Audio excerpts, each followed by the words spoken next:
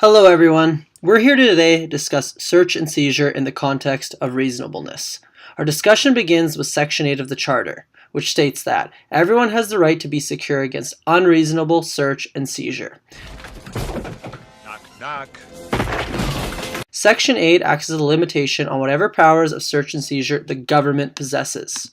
Section 8 also protects a person's reasonable expectation of privacy. However, this right is not absolute and requires a balancing act by the Crown. The difficulty in determining reasonableness is determining whether the public's interest in being left alone by government must give way to the government or society's interest in intruding on the individual's privacy in order to advance its goals, most notably those goals of law enforcement. The search and seizure element of Section 8 of the Charter is focused on whether the reasonable expectation of privacy has been encroached upon.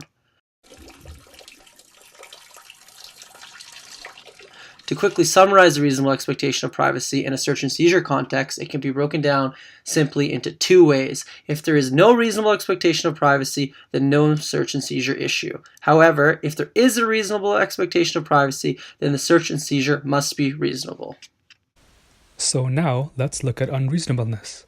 The applicant, of course, must demonstrate that the search and seizure was conducted unreasonably in the event there was a reasonable expectation of privacy in order to show a Section 8 violation.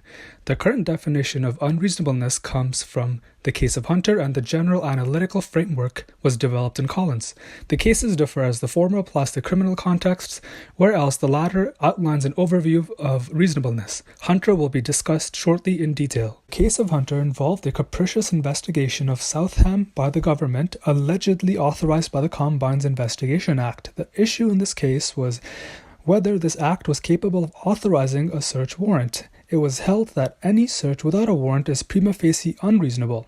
This case therefore sets out the minimum constitutional standard for unreasonableness. More on the Hunter criteria will follow shortly. The case of Collins is the leading authority on Section 8 violations and on the Crown's onus. In Collins, an RCMP officer, based on suspicion and hearsay, conducted a search and seizure of the claimant by means of using a technique known as a throat hold. This technique prevents the accused from swallowing drugs. Know what's happened? Oh, no, don't do it! No, referee! Out! Oh! The issue here was whether the search and seizure conducted was in a reasonable manner. It was held that it wasn't due to a lack of evidence and a lack of reasonable and probable grounds, and because of the objectively unreasonable method used. Collins outlines contestable grounds which can be relied upon to argue a Section 8 violation. These include contesting that there was a lack of authorization by the law itself was not reasonable, and that the manner in which the search and seizure was conducted was objectively unreasonable. A search must be authorized by law, whether it be common law powers such as of search, incident to arrest, or legislation. Secondly, the law itself must be reasonable. The court in Collins emphasized the need of having subjective and objective reasonable belief over suspicion. A search or seizure conducted unreasonably makes it unconstitutional. I am a cop, and you will respect my authority. Yeah, right. You better get back to school, little boy. Ow! Get your ass to jail! Ow! Hey, what the hell are you doing? You can't do that! Ow! Ow! Ow! Ow! The officer in Collins failed this as the restraining technique wasn't held to be reasonable. The Supreme Court in Collins also greatly stressed the need of having reasonable and probable grounds. Reasonable and probable grounds is a higher standard than reasonable suspicion. It examines whether there is a reasonable possibility over a mere probability. Not having reasonable and probable grounds may bring justice into disrepute. This was outlined in the leading case of Hunter, but since Hunter sets out a minimum standard, there are permitted departures from the case, as we'll soon cover. To shift our discussion of reasonableness, let's now look at the landmark case of Hunter and Southam. This case applies in a criminal and quasi-criminal context and outlines the minimum standards of reasonableness through the Hunter standards, which can be broken down into three elements. The first element is that there must be prior authorization, usually in the form of a warrant.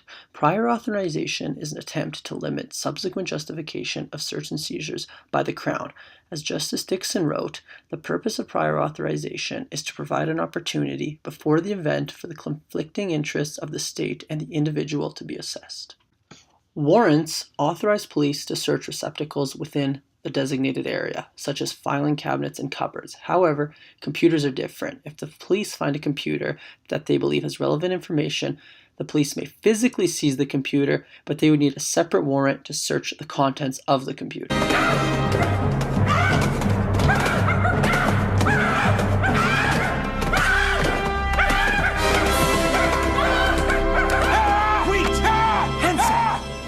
Let's not lose our cool. Then we're no better than the machine.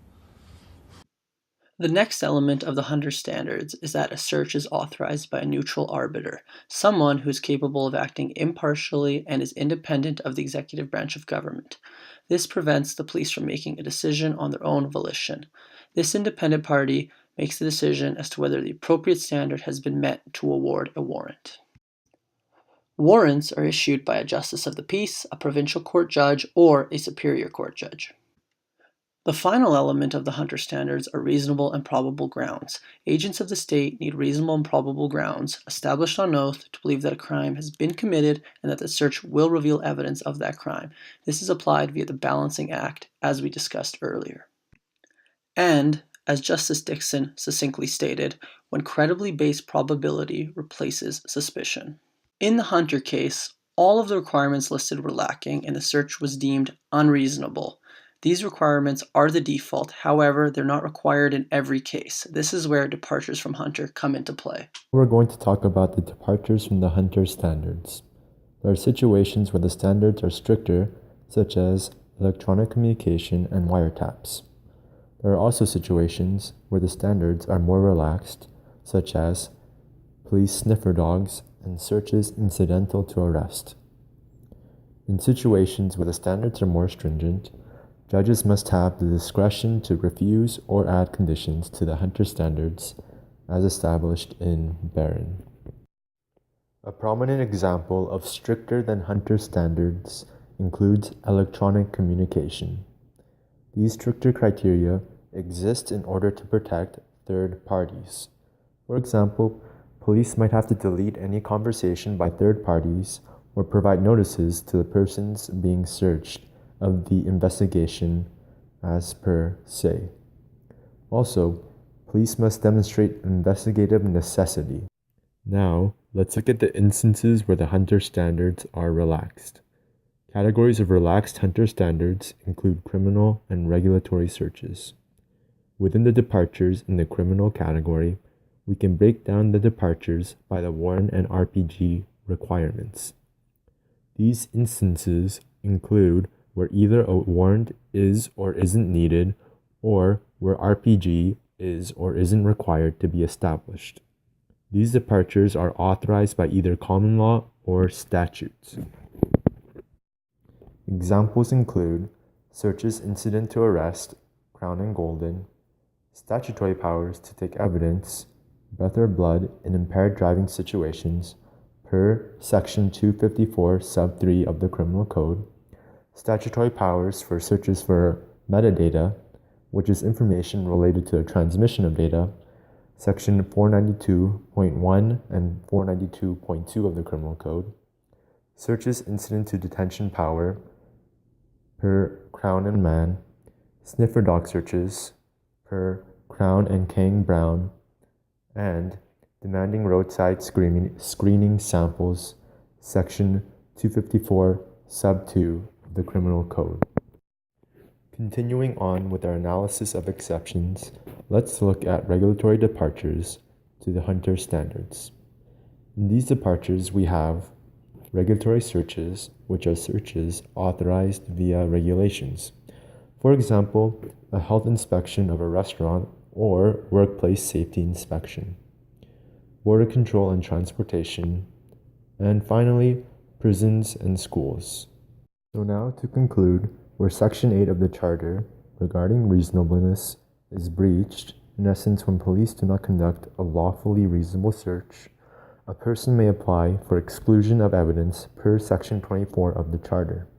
Our friends in another group will be discussing the topic of exclusion in detail. Get off my lawn.